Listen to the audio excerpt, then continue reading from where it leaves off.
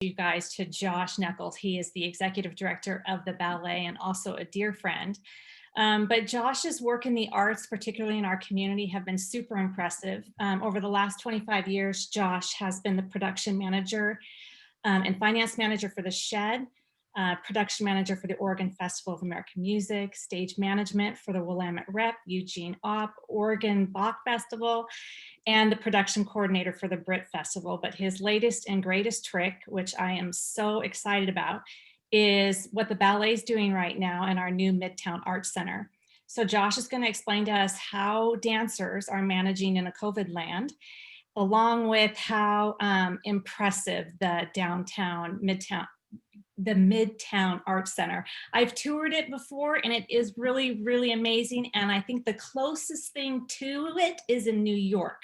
So we are super fortunate to have this new building be such an asset to our community. So with all of that, Josh, thank you for being here, and I'm going to turn it over to you.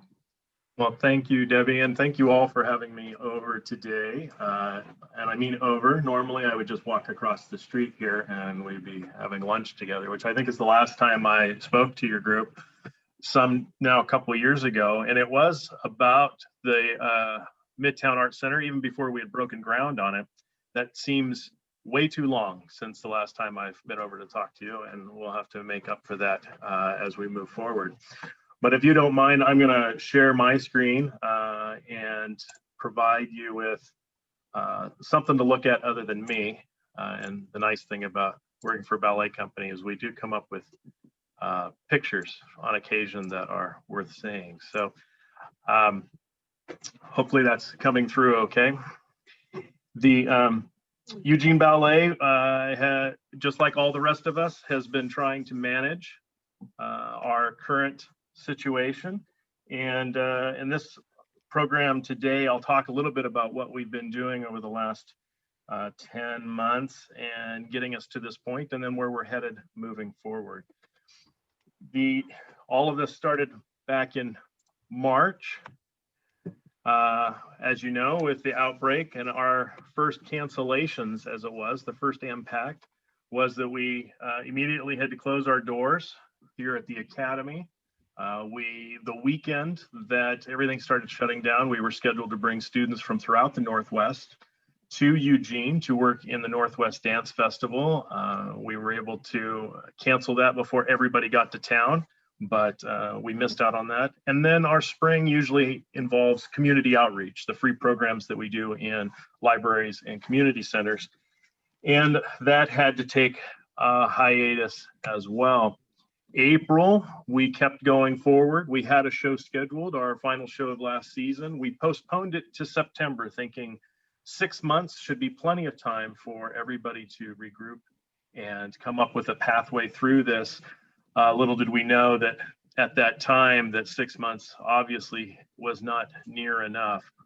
But we were able to be introduced to Zoom. It was nice to get your guys' lesson on some of those tricks to Zoom. I didn't even know what Zoom was other than a tagline for a Mazda commercials, but at the time, but we embraced it. We had instructors going home and learning how to Zoom from their tablets and laptops out of their kitchens. And we had students grabbing laptops and any other device they could to continue learning as best as we could provide. In May, like many in our industry, we felt it important to stay relevant, to stay in front of people because, you know, it was only going to be a little while. So let's give them something to remember us, to throw back. So we did some free online broadcasts of both the 2019's The Firebird and 2018's Peer Gynt. We had some show up, some small showings, but all that did see it expressed the appreciation for being able to see something, even when the ballet couldn't be on stage. In June, phase 2, I remember that so fondly when we were talking phase 2, as if it was going to increase to phase 3 and phase 4, and we were going to be back on stage. So we were excited in phase 2 when we could reopen the Academy and bring students back into the building. At that time, we were limited to only 10 students in the class at a time.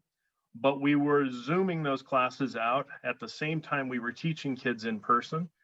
And we had expanded our class load to about 30 different Zoom classes, and we increased our technology. We added webcams to our studios, larger monitors so the instructors could see the students at home, and really went in on it, assuming that this was going to be something we would use even post-pandemic.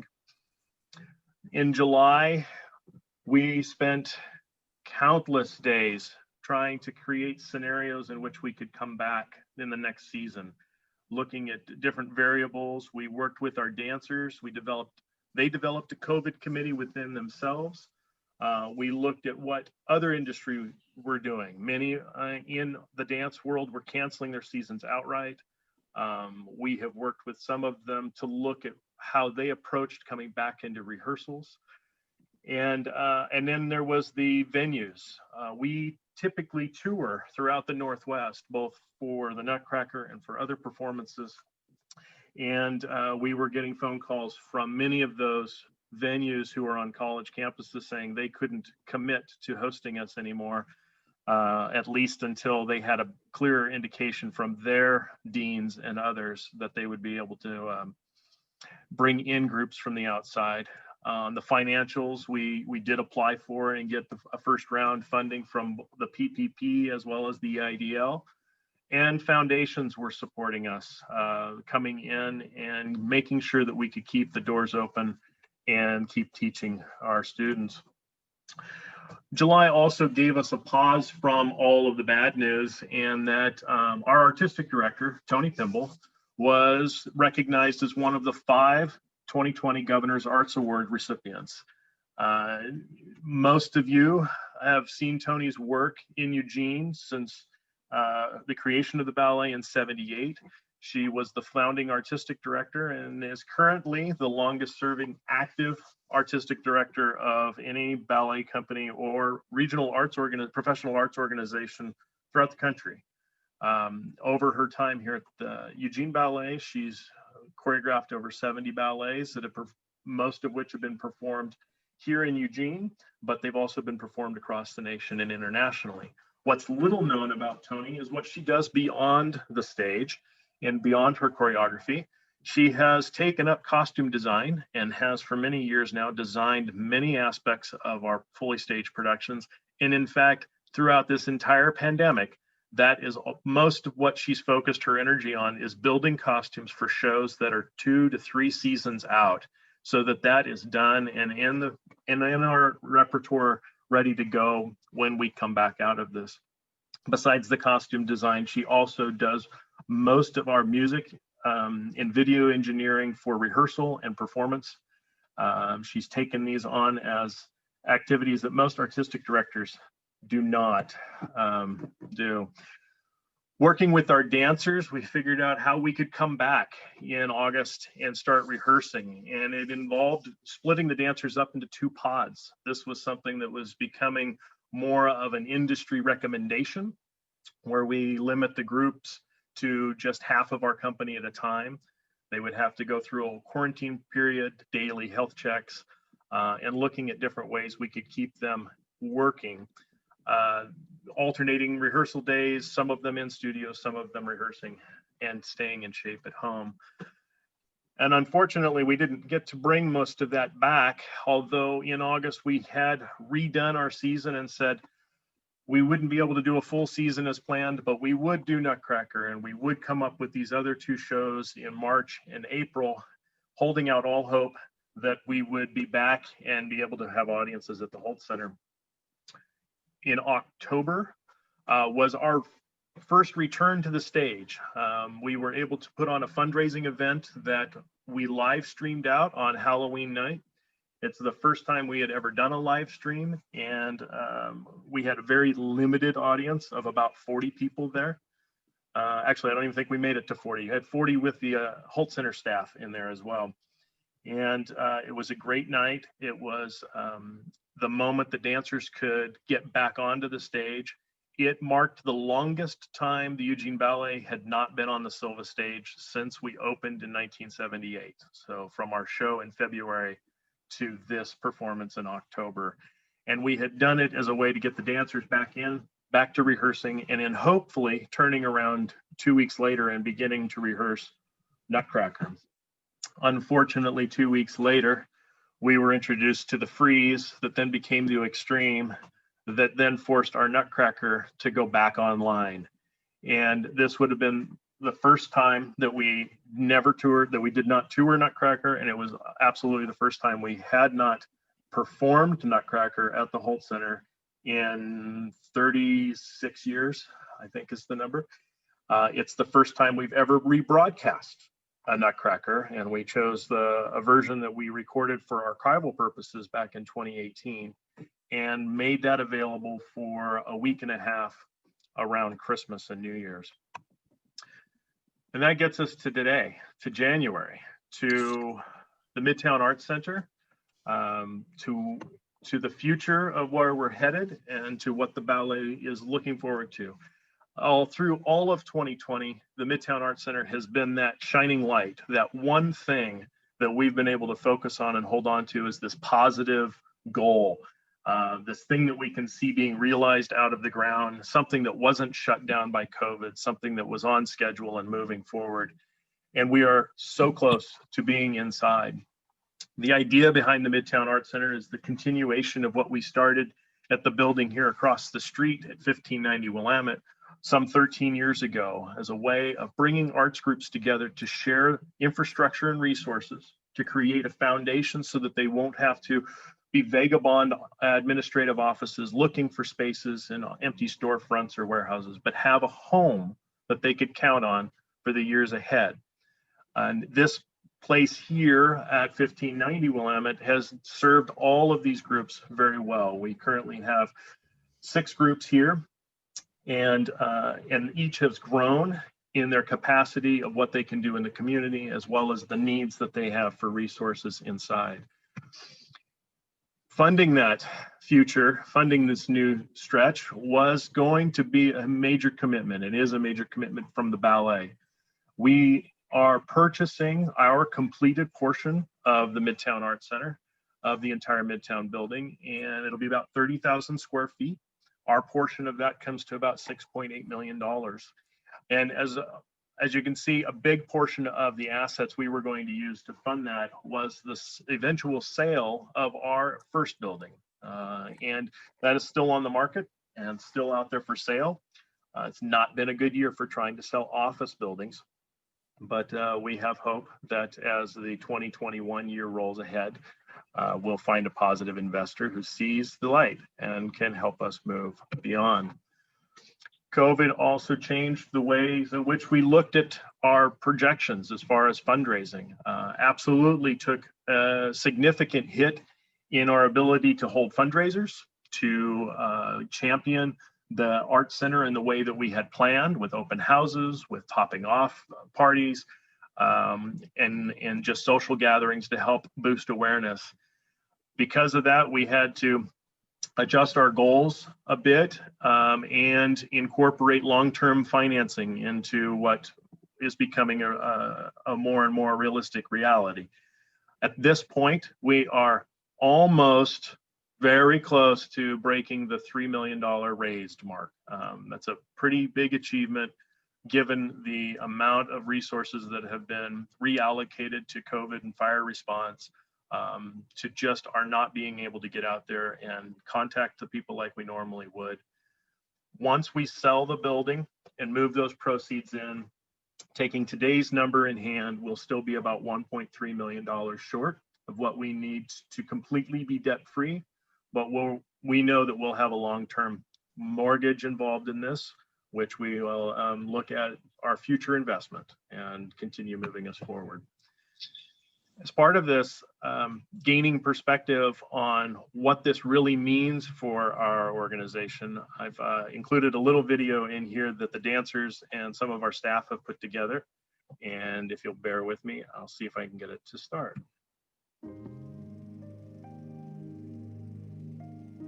We have been inhibited by the size of our studio for the last 12 years.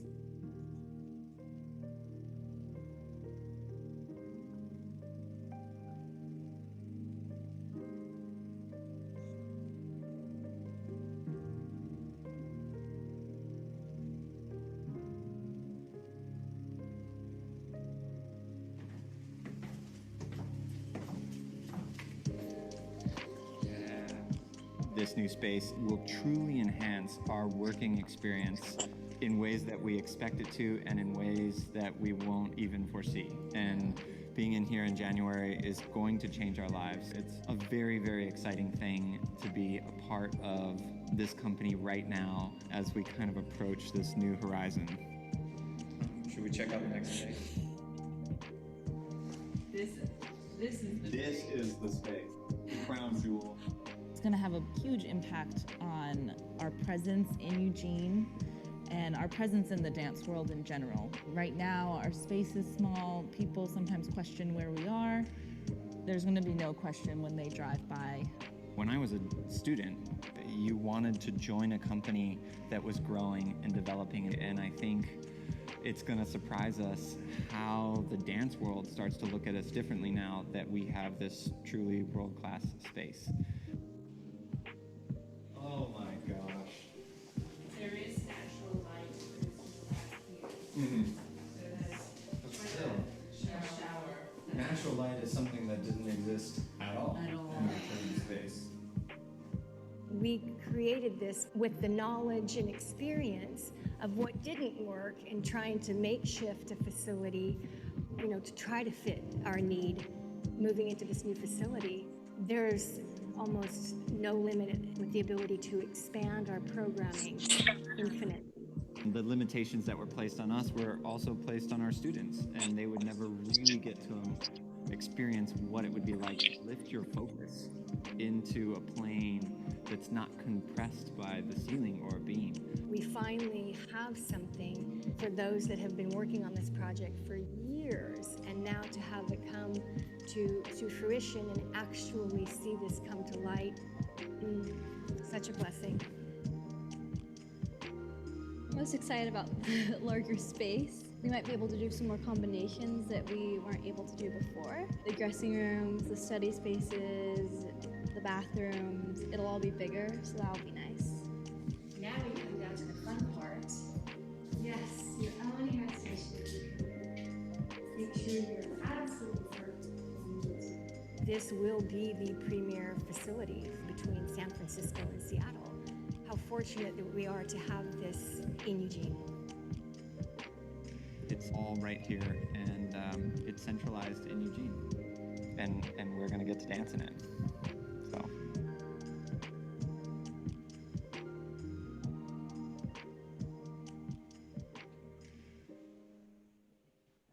So hopefully that lends a little bit of perspective as to what the dancers are seeing and how our students are seeing this facility and what it's going to do to shape the ballet in this community, as well as outside, how it's viewed here in Eugene and what Eugene has to offer. Of course, our Arts Center is part of a larger building. We're only 30,000 square feet of the Midtown as it is, and above us are the condos. I don't have volumes of information talk about the condos other than what's on here. The idea is this partnership is unique. The notion of having a developer work with a nonprofit organization to realize the developer's dream to put condos in Midtown Eugene, and the ballet's dream to create a space that's their forever home. The ballet will use this 30,000 square feet to grow our programming, both what we do on the stage as well as what we do in the academy, and ultimately what we do with the other art group in the community. The spaces were designed not just to support the ballet. The tall ceilings that you saw in some of the studios during the video, those aren't for the ballet. Those tall ceilings are so that we can have music groups use them to rehearse the music. So Orchestra Next or Eugene Concert Choir can rehearse their orchestra sessions in this building. The large studios upstairs are made to replicate the Holt Center's performance spaces. So the smaller of the two is the same size as the Soaring Theater, and the larger of the two is the same size as the Silva Concert Hall stage, so that the groups who need a space to rehearse, to prepare, to move their shows into the performances in the ticketed arenas in which we live on, now have a place to call home. And that's basically where we are today. And at this point, we are some certifications away, some paint, some touch-ups, and ripping off some of the protective layers, and hopefully start moving furnitures in next week and start doing classes. We'll start rehearsals with the dancers in there on January 31st. And then we would start student classes as soon as probably the middle of February, provided we can get this county out of the extreme and into the high. And hopefully that gives a brief picture of where the ballet's been for the past 10 months and where we think we're going to go here in the immediate future. And happy to answer any questions or fill in any gaps that I may have left out. Thank you, Josh. Ron's got his hand up. Hi, Ron. We've chatted before, and I have taught music at Jasper Mountain, as you're aware. I think you're to be commended for what you did. Can you review for our members the experience that you provided to the kids from Jasper Mountain? Sure. Who've been abused in the past? And I think this is really important in getting into their lives. Yeah, the last performance that we did in February was the world premiere of The Large Rock and the Little U, which was a book written by Eugene author Gregory Elysian. And it was a work that we did that his book was based on the inspirations that he had working with the students up at Jasper Mountain. And our ballet was based off of that book. And in creating the ballet, we had some of our artists go out and work with the students of Jasper Mountain to talk through what it means to create a dance, to build choreography, and in fact, engage the students in creating some of the movements that then ultimately ended up as part of the program. And so it was a wonderful opportunity for our organization to go out and engage those students in an activity that's different than what they normally do, and to show them that those first initial steps of creation all start from inspiration, and they could see their pieces of that inspiration realized in the performance that they were able to attend there at the Holt Center stage. So Ron, I appreciate you bringing that up. Will you be doing repeat performances like that? I think that is important for the kids, and to know maybe they can get involved in the future too. Yeah, in fact, Suzanne, our resident choreographer who choreographed that piece, and I were talking earlier today about how we've been involved with Jasper, how Insta Ballet, which is another group that'll live in the Midtown Arts Center, has been involved with Bridgeway House, the different ways in which we can use our craft to reach students and reach not just students of the young age, but students of the elder age who want to find other ways to commit to their community, to engage with the people that are around, and to have a pathway of doing that. And if ballet or if dance or if music are those ways, well, both the ballet and the Midtown Arts Center are hopefully a vehicle and a vessel by which to do that. Great, outstanding. Thank you, Ron. Thank you. I know a few of you in this meeting actually, like Debbie said, had walked through it. So hopefully there might be somebody who can attest to the scope and scale of what you saw while you were there. And it's not just my word saying that this may have some impact in the community. But the video really illustrated how big it is. Sorry, Susie. Oh, I was just going to say I'm one of the lucky ones who got a personal tour with Josh last week, and it is mind-boggling to see a facility like that in Eugene, and I can't wait to see it in its finished form. The studios, I especially enjoyed the kind of architectural and engineering kind of aspects of it, soundproof and cushioned floors, and that the studios replicate the two stages in the Holt. I just think it's amazing. thank you, Susie. I'll just add, Walt and I were lucky enough to get to be on that tour, and I was just blown away. Our granddaughter in Portland is involved in ballet, and I've been to her studio and I've been to the one that's existing.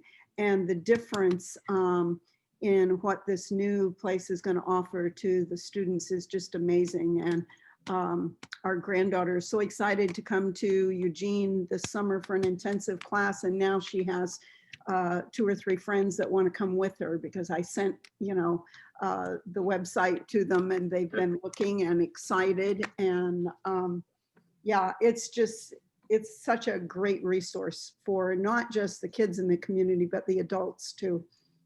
Absolutely. And Well, I would just like to add a bravo to Josh for being able to accomplish this during everything else that's been going on for the last year, especially. It's been a challenging year. Yeah. Yes, it has. We're not out of the woods yet, but I think the light's at the end of the tunnel. Hopefully we can see it. I have a question. Dean? Yeah, given the challenges of COVID still going on, I'm guessing that any plans for a general open house are probably not on the drawing board, but I was just wondering what you might have, if any kind of plans for an open house in the future. Yeah, absolutely. We are constantly planning and everything's out there. Today, if you were to ask me today, I would say that be around town in June. My goal is, our goal is that the county continues to improve, and the amount of people that we can have in a closed room space is increased. The way that the building is set up, as I've done the tours before, lends itself to a wonderful open house possibility. And what we're looking to do in June is not just showcase the ballet, but showcase the entire facility by having the other groups involved. And as you walk through, when you enter into the building, there's a pathway that we can travel that'll have art on the walls, that'll change out from time to time, that'll lead you to the studios. And the studios are designed in such a way that we can have multiple activities going on in the different studios. And so our hope is to create an open house in June that really allows you to walk through and witness a solo pianist in one studio, a trio performing in another one, seeing Insta Ballet, creating a ballet in front of your eyes in the third one, and then walk upstairs again and find that there's more dance, there's more music, and really be able to engage the entire facility. And it is set up in such a way, we talked about this a bit on the tour, that some of the benefits of the COVID happening when it did was our ability to add additional infrastructure in. So our HVAC systems now have an increased filtration system in them to help manage the airflow and ionize the air. Lots of technical terms that I'm learning in building a building and dealing with HVAC that I never thought I'd need to know. Well, keep us informed when the June event happens, or whenever it happens. I see